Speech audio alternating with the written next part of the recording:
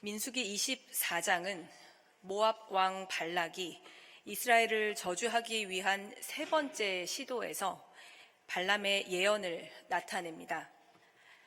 첫 번째 예언은 발람이 모압에 오기까지의 과정을 자전적으로 말하고, 두 번째 예언은 하나님과 이스라엘의 관계에 관해 말합니다. 이제 24장에서 세 번째에 이르러서야 발람은 이스라엘의 운명에 관해 예언자적인 선포를 하게 됩니다. 24장 1절에서 발람은 이스라엘에게 복을 빌어주는 것을 하나님이 좋게 보신다는 것을 알았습니다. 그는 자신의 힘으로 마술을 쓰려 하지 않았고, 다만 이스라엘이 있는 광야로 얼굴을 돌립니다. 앞서 발락은 이스라엘을 저주해달라고 했지만 발람은 축복을 말하게 됩니다. 그가 지파별로 진을 친 이스라엘을 바라보자 하나님의 영이 발람에게 내립니다.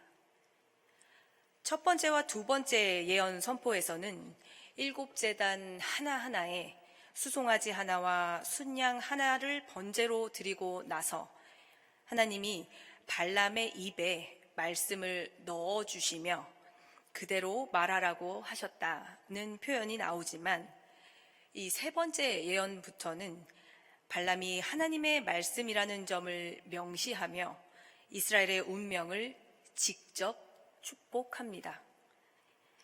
이제부터 발람은 어떤 징조나 술수를 쓰지 않고 오직 하나님의 영이 시키는 대로 말합니다. 5절에서 7절까지 이스라엘이 땅을 차지하고 자리 잡은 모습을 풍요의 이미지로 묘사합니다.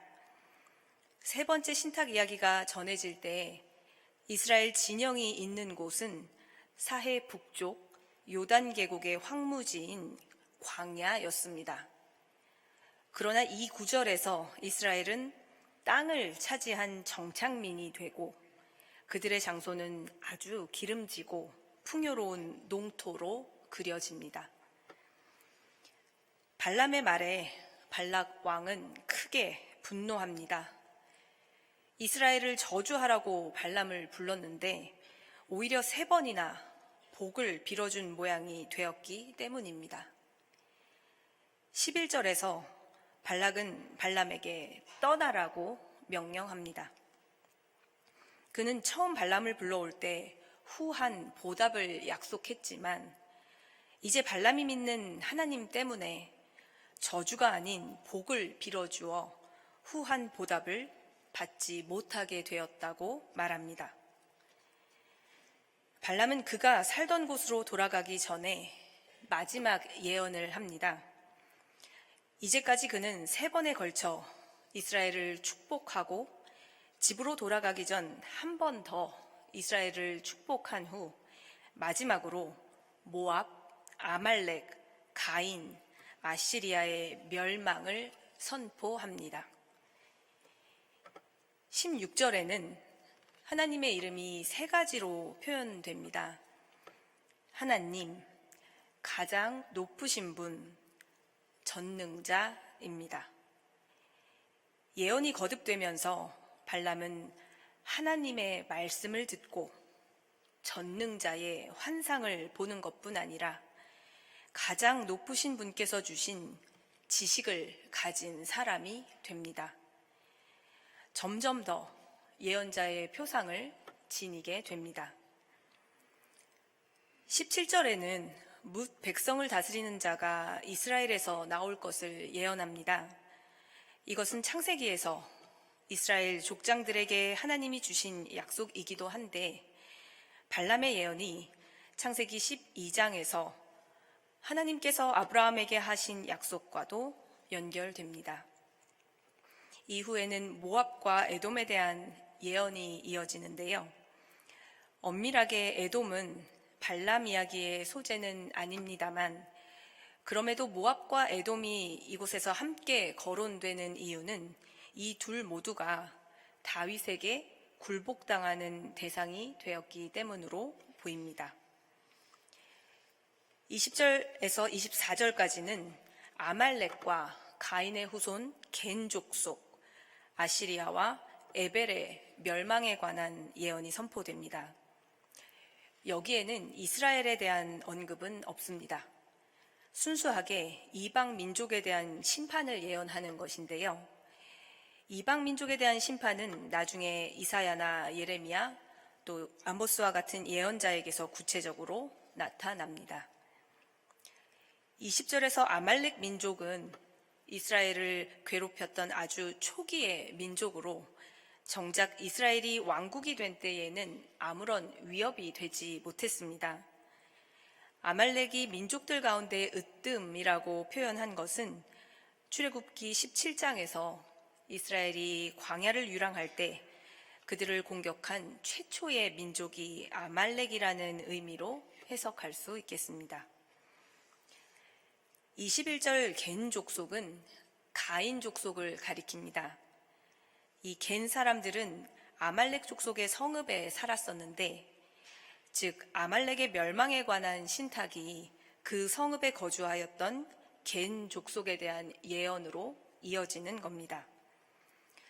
하지만 겐 사람과 이스라엘 관계는 사실 적대적이지 않았습니다.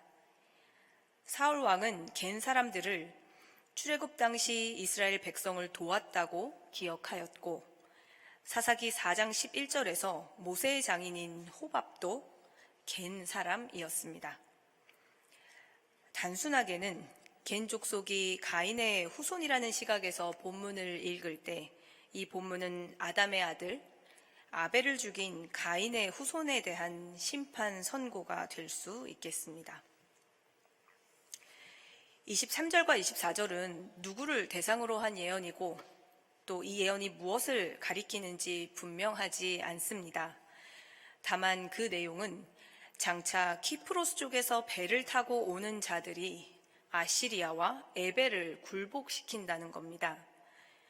15절부터 이어지는 전체 맥락에서 이 구절은 모압, 에돔, 아말렉, 겐 등은 아시리아에게 멸망하고 아시리아는 에벨과 함께 키프로스에서 온 자들에게 망하고 키프로스에서 온 자들은 하나님의 도구인 이스라엘에게 망하게 될 거라는 약속이 됩니다. 이렇게 발람은 4번의 예언을 마칩니다. 민수기 22장에서 24장의 지리적인 배경이자 이야기의 중심 주체인 모압은 지리적으로 트랜스 요르단, 즉 요단강 동쪽에 속합니다. 그러나 모압은 역사적으로나 지정학적으로 약속의 땅과 광야 사이에 자리 잡고 있습니다.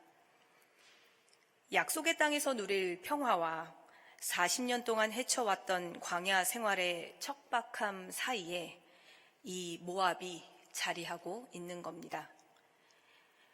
모압은 죄 많은 옛 세대와 새로운 희망의 세대가 겹쳐지는 접경에 있습니다. 이스라엘을 향한 발람의 축복 선포는 새 세대 이스라엘의 장래를 나타냅니다. 이방인 선지자의 입을 통해 이스라엘의 장래가 참으로 강하며 안전하고 풍요롭다는 희망이 선포됩니다. 반복하여 언급되었듯 민수기 22장에서 24장 이야기의 주인공인 발람에 대한 해석은 입장마다 다릅니다. 발람은 크게 2가지의 이미지를 가지는데요. 한편에서는 하나님께 쓰임받아 이스라엘을 축복한 이방인 선지자로 보기도 하고, 다른 한편으로는 탐욕스러운 사람으로 사리사욕을 채우기 위해 점수를 써서 이스라엘을 타락하게 만든 사람으로 보기도 합니다. 민수기 22장에서 24장에 이르기까지 발람은 그 2개의 이미지를 모두 가지고 있습니다. 그는 하나님의 영을 받아 예언을 선포하였고, 동시에 이스라엘 신앙에서는 금기시 되었던 점수를 사용한 사람이었습니다. 그렇다면 이 모순적인 인물을 우리는 어떤 시각으로 바라보고 이해해야 할까요? 성경의 세계를 문자에 갇힌 옛날 이야기가 아닌 바로 우리의 세계로 여길 때 우리는 성경에 등장하는 인물을 우리와 똑같은 존재로 여길 수 있습니다.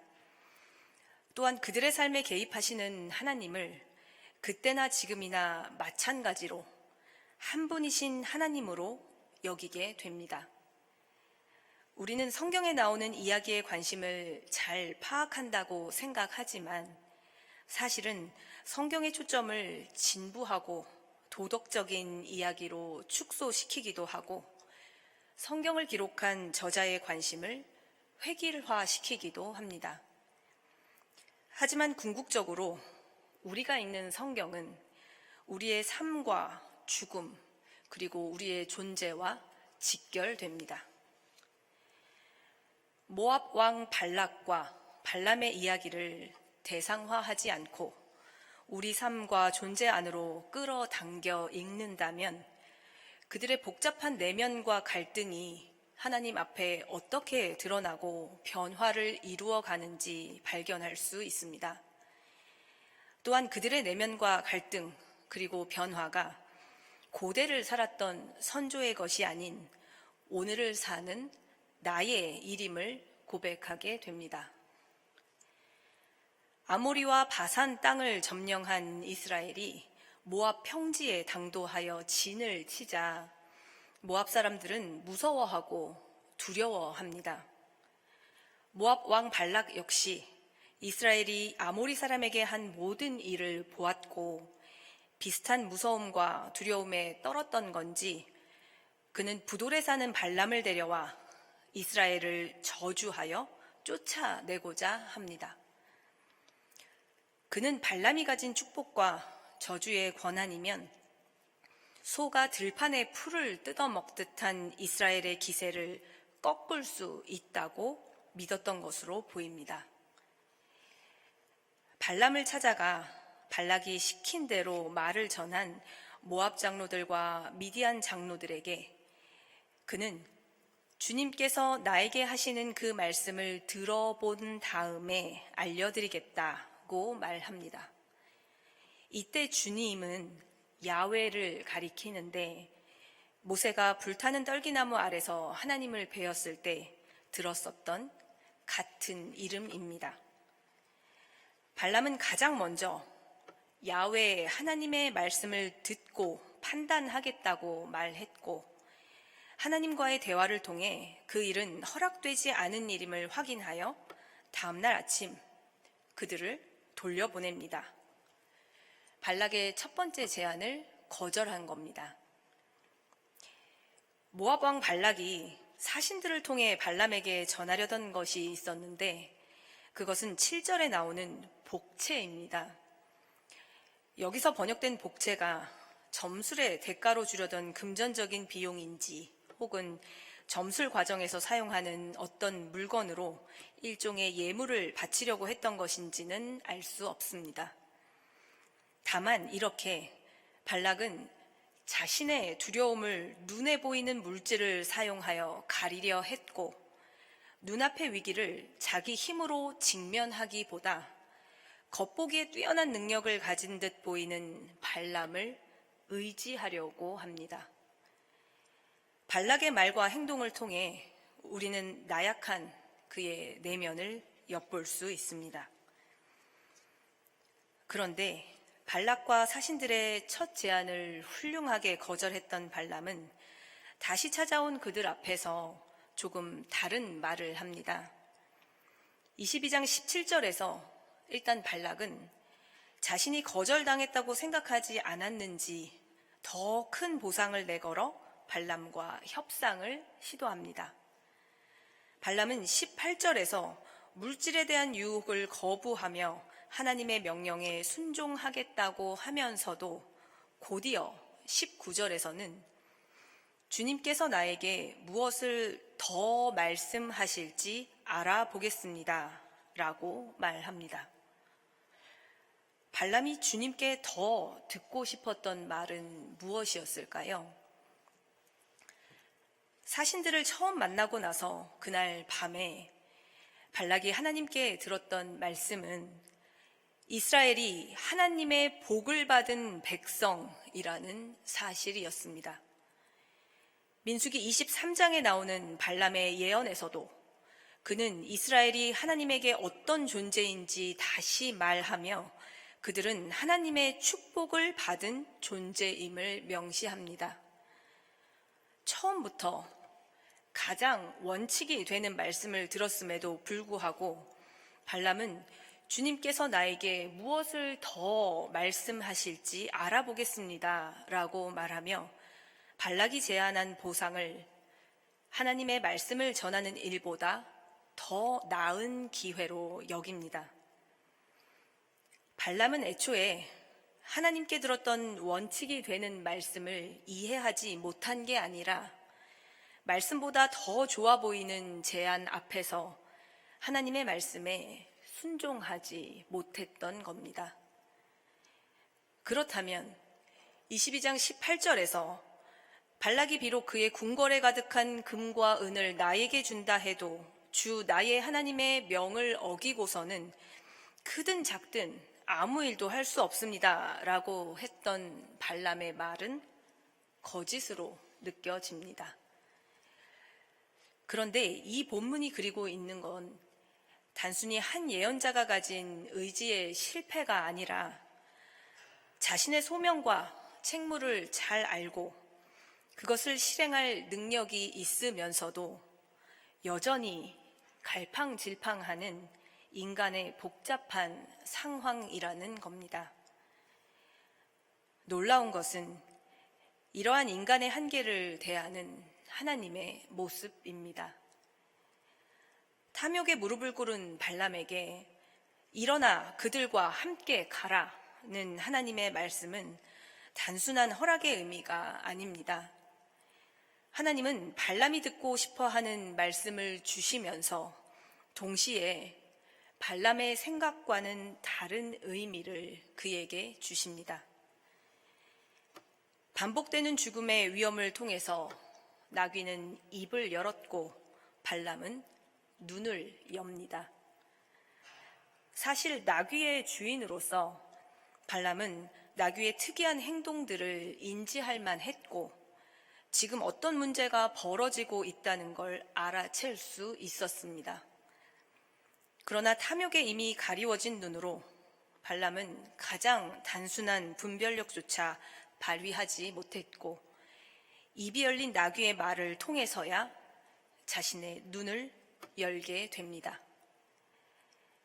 눈을 연 발람이 천사를 보았을 때 천사는 질문을 통해서 발람의 마음을 만지고 경각심을 일깨워 주었습니다.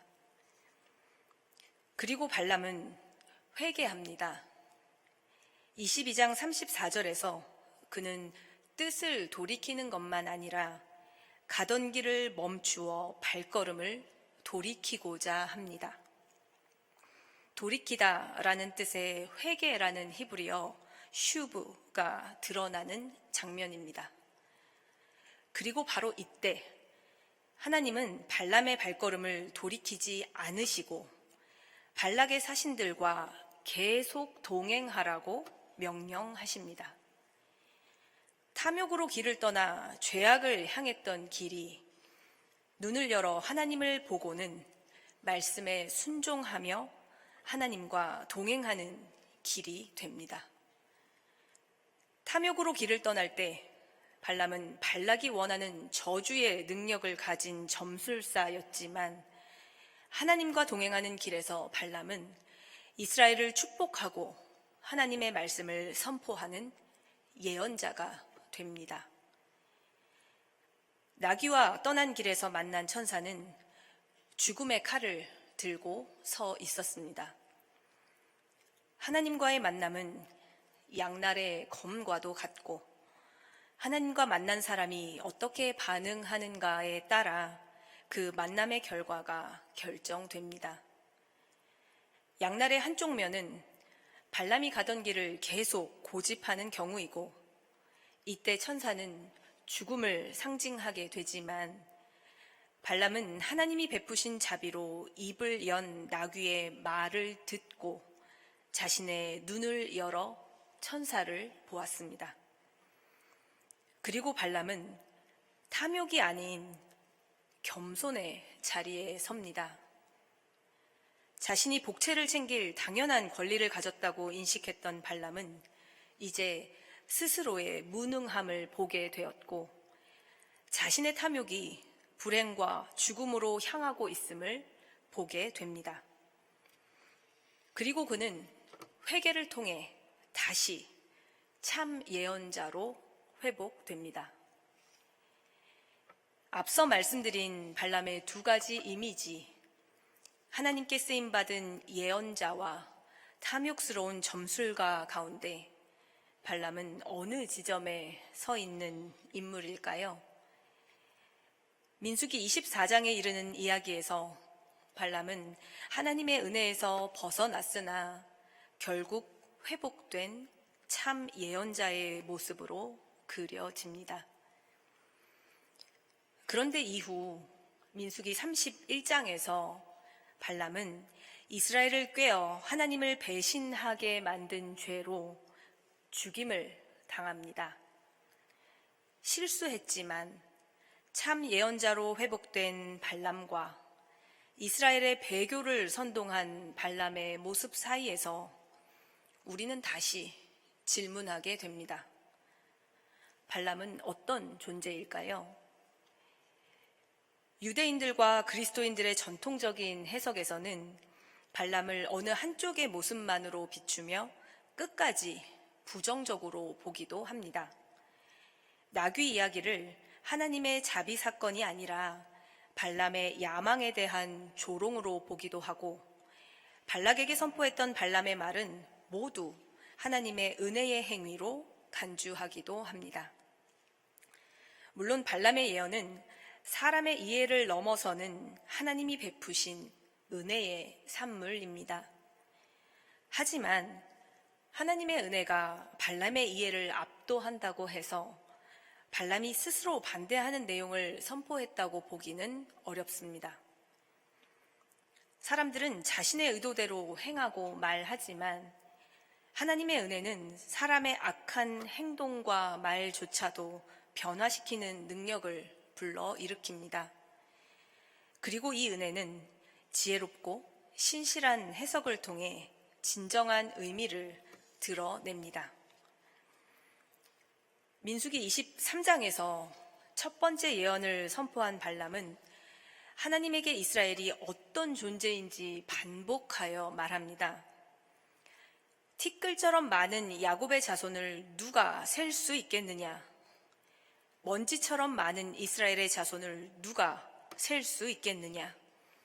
나는 정직한 사람이 죽듯이 죽기를 바란다. 나의 마지막이 정직한 사람의 마지막과 같기를 바란다. 18세기 초에 생존했던 버틀러 주교는 이 본문으로 다음과 같은 설교를 합니다.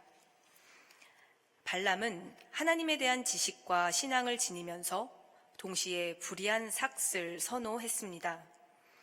죽음에 대한 통찰이 있었고 세상을 떠날 때에는 의인으로 남고자 하지만 사욕을 부리며 모순된 입장과 행동을 보입니다. 바람직한 성품과 상황을 인식하고 기대하면서도 자발적으로 더 나쁜 것을 선택합니다. 이상하게 보이지만 사실 이것은 아주 흔한 상황입니다. 어쩌면 세상의 대부분의 일에서 적용되는 모습입니다. 겉으로는 합리적인 선택을 이해하고 인정하는 것 같아도 결국에는 비합리적인 선택을 하고 마는 인간의 모순적인 모습입니다. 이렇게 설명이 되지 않는 불일치가 우리 삶에서도 종종 일어납니다. 발람에 대한 모순적인 묘사처럼 이스라엘에 대해서도 말씀은 상반된 묘사를 합니다. 민수기 22장에서 24장까지 발람의 예언을 통해 묘사되는 이스라엘은 긍정적입니다. 하나님은 그 백성을 기뻐하시고 그들의 허물을 눈감아 주시고 그들에게 힘과 승리를 안겨주십니다. 그러나 민수기의 또 다른 곳에서 보이는 이스라엘은 모순적입니다. 비단 다음 주에 살펴볼 25장에서 이스라엘은 부올에서 하나님을 배신하는 사건을 저지릅니다. 이스라엘도 전형적인 기질을 보이는 겁니다. 우리 역시도 발람처럼 또 이스라엘처럼 모순되고 긴장된 삶을 반복하며 살아갑니다. 한편으로는 하나님이 주신 뚜렷한 소명과 은혜 아래에서 살아가면서도 다른 한편으로는 계속적인 죄악과 드물게 이어지는 신실함 사이 긴장과 역설 사이를 살아갑니다. 바로 이 속에서 오늘도 우리는 여전히 그리스도인으로 살아갑니다. 24장 25절에서 발람과 발락은 각각 자기가 살던 곳으로 돌아갑니다. 둘의 만남은 잘못된 만남이었습니다. 위기에 처한 모압 왕 발람은 얻은 것이 하나도 없었지만 예언자이자 점술가인 발람은 많은 것을 얻었습니다. 비록 금과 은은 얻지 못했지만 야훼 하나님의 섭리를 배웠습니다. 후한 보답은 못 받았지만 하나님의 영을 받았습니다. 초대받은 사람에게는 내쳐졌지만 그는 하나님의 말씀을 선포하게 되었습니다. 나누어드린 지도를 참고해 주시기 바랍니다. 민수기 10장에서 이스라엘은 시내산을 떠났고 13장에서 모세를 통해 하나님은 이스라엘 각 지파의 지도자들로 하여금 가나안 땅을 정탐하도록 하셨습니다. 그들이 40일 동안 가나안 땅을 정탐하고 돌아온 곳은 가데스였습니다. 민수기 20장부터 이스라엘은 본격적으로 가나안을 향해 갑니다. 그들은 이전에 가나안 땅 남쪽에서 가나안으로 진입하려다가 실패한 적이 있었고 아마도 그런 까닭으로 다른 경로를 선택합니다.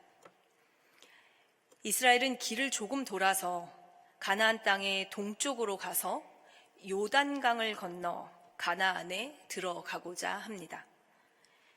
에돔과 모압을 거치는 길이 필수적이었고 그러기 위해서는 에돔을 남북으로 관통하는 왕의 대로를 따라가야만 했습니다. 이스라엘이 가나안에 이르기 위해 선택한 길에서는 여러 민족의 땅을 지나야 했는데 민수기 21장까지 등장한 곳은 에돔, 모압, 아모리, 암몬, 바산입니다.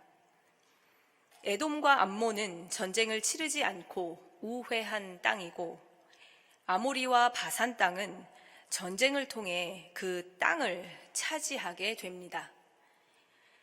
이스라엘이 우회한 두 땅인 에돔과 암몬 그 사이에 모압 땅이 있었습니다. 민수기 22장에서 24장까지는 이 모압과 관련된 이야기를 담고 있습니다. 그동안은 이스라엘이 주인공으로서 땅을 점령해가는 이야기를 그렸다면 22장부터 3장에 걸친 긴 이야기는 이스라엘이 아닌 모압의 이야기로 그려집니다. 이방나라 모압 왕 발락과 이방인 예언자 발람이 주인공이 되어 이스라엘을 상대적인 목적어로 서술하거나 묘사하는 형식입니다. 그리고 이 3장의 기록을 통해 그들이 묘사하는 이스라엘을 한마디로 서술한다면 22장에서 하나님이 발람에게 일러주신 이스라엘은 하나님의 복을 받은 백성이다. 하나님이 그들과 함께 하신다는 말씀이 아닐까 생각합니다. 발람의 예언은 이집트를 나와 광야를 유랑하는 우울한 시기에서도 희망의 세대가 자라나고 있음을 나타냅니다. 안타깝게도 이렇게 새 세대의 탄생을 알리는 발람의 축복이 이스라엘을 저주하려는 발락의 의지를 꺾었을 때조차 모압 평지에 모인 이스라엘 광야 세대는 하나님을 거스르는 죄악을 저지르고 있었습니다. 하지만 실상은 욕심과 탐욕, 물질을 의지한 발락 왕이 물러나듯 이제 옛 세대는 가고 새로운 세대가 탄생하고 있었습니다. 사랑하는 여러분, 발락과 발람의 이야기를 통해 우리는 하나님을 향한 마음과 정신의 근본적인 방향을 매만지게 됩니다. 민수기 22장 12절에서 발람이 처음 하나님으로부터 들은 말처럼 우리의 정체성도 이집트에서 나온 이스라엘과 같이 하나님께 복을 받은 백성입니다. 하나님께서 이스라엘과 함께 계시고 그들을 인도하심으로 이스라엘을 향한 저주나 그들을 해하려는 공격들은 오히려 하나님의 축복을 확인하는 증거가 되었던 것처럼 우리는 하나님과 사람 앞에서 우리 자신을 기꺼이 드러내 보임으로써 우리의 삶을 참되고 신실하게 가꾸어 갈 수 있습니다. 부디 우리가 우리를 복받은 백성으로 여기시고 우리를 인도하시는 하나님을 따라 걸어 나갈 수 있기를 기도드립니다. 종종 모순된 행동과 마음을 보이더라도 다시 눈을 열어주시는 하나님의 은혜와 자비를 따라 뜻을 돌이켜 나아가기를 기도드립니다. 늘 우리와 함께 하시는 하나님을 따라 새로운 시대를 열어갈 수 있기를 기도드립니다. 말씀을 묵상하시면서 함께 기도드리겠습니다.